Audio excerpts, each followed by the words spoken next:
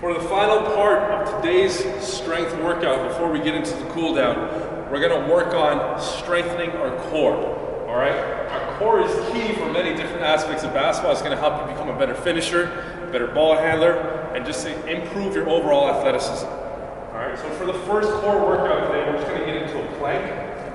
So Sam's gonna get on the ground here, all right? As you can see, he's got his hands separated. A lot of people like to have their hands together. That's fine.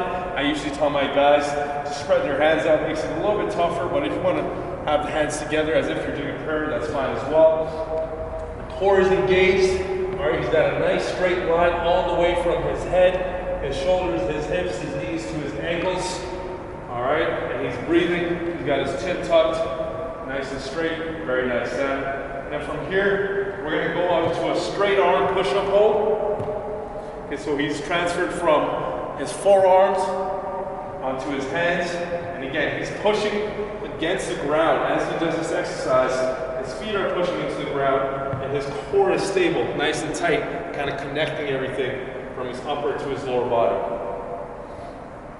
Well done, Sam. We're just going to hold that for 20 seconds. So 5, 4, 3, 2, 1. Next is going to be a prone cobra. Again, this is a superset, so we're doing one exercise right after the other. He's got his arms by his side, his thumbs are pointed towards the ceiling, and he's just going to lift up his chest off the ground, boom, as far as he can go, and then go back down. He's breathing as he does this, his core is engaged.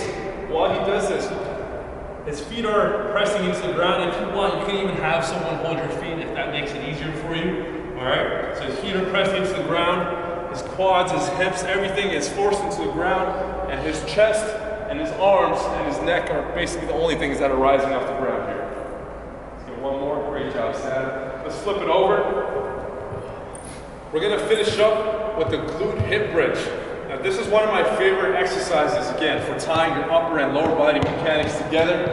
Okay, this is great in activating the hips, the hamstrings, and the lower core, and really tightening up that area together and building that stability in the center area of your body.